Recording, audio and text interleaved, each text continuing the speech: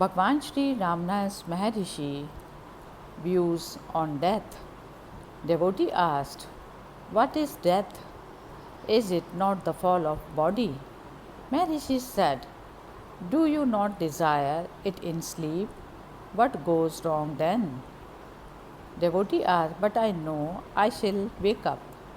Maharishi said, "Yes, a thought again. There is the preceding thought, I shall wake up.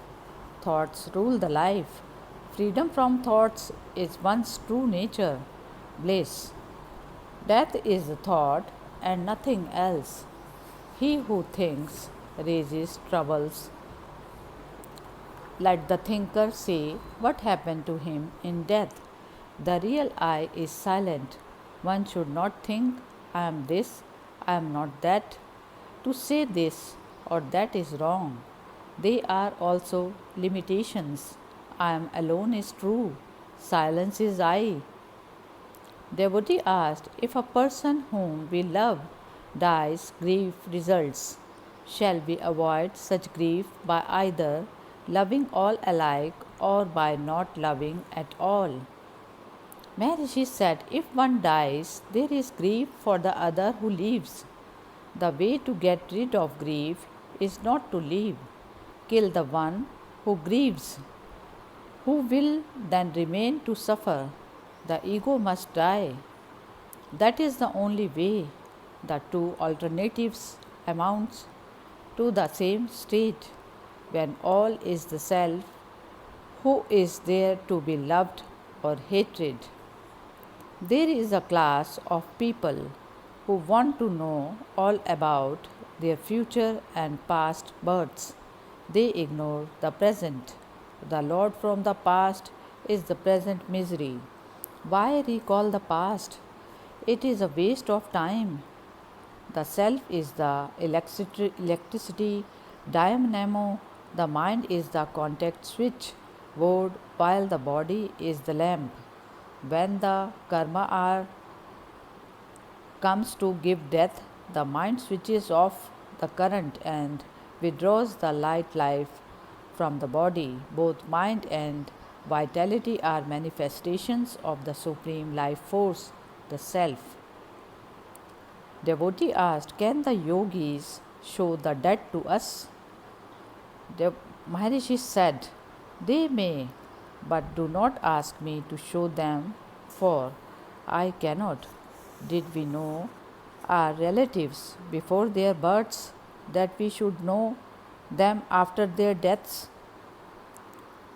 Devotee asked, "What happens to a man after death?" Maharishi said, "Engage yourself in the living present. The future will take care of itself. Do not worry about the future. The state before creation and the process of creation are dealt with in the scriptures, in order that you may know the present. Because you say you are born, therefore they say it. What is birth? Is it of the I thought or of the body? Is I separate from the body or identical? How did this I thought arise? Is the I thought your nature, or is anything else your nature? The Gyanis I include but doesn't identify himself with the body, for there cannot be anything apart from I for him. If the body falls, there is no loss for the I remains the same. If the body feels dead, let it raise the question. Being inert, it cannot. I never dies and doesn't ask. Who then dies? Who asks? Devotee asked, "Do you see the dead?" Maharishi said, "Yes, in dreams." Devotee asked, "Where from does the ego rise?" Maharishi said, "Soul, mind, ego are mere words. There are no true entities of the kind. Consciousness is the only truth.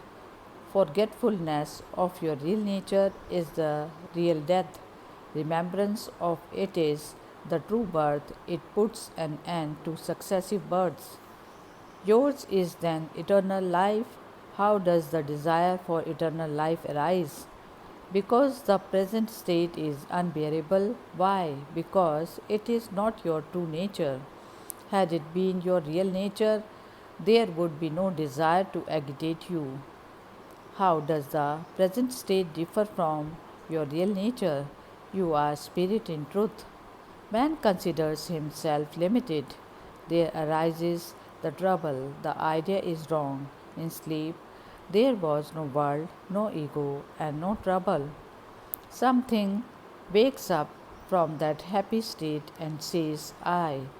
To that ego, the world appears. It is the rise of the ego that is the cause of the trouble. Let him trace the ego to its source, and he will reach that undifferentiated, happy source, a state which is sleepless sleep. The self is ever there, wisdom only appears to dawn, though it is natural.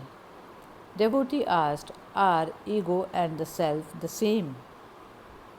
Maharishi said, self can be without the ego, but the ego cannot be without the self.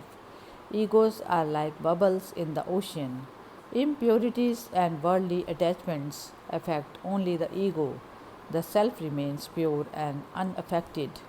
All these are only mental concepts. You are now identifying yourself with a wrong I, which is the I thought.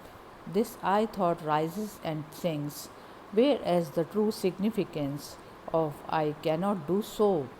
There cannot be a break in your being.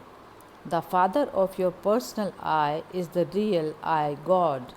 Try to find out the source of the individual I, and then you will reach the other I. When the individual goes, the desires also go.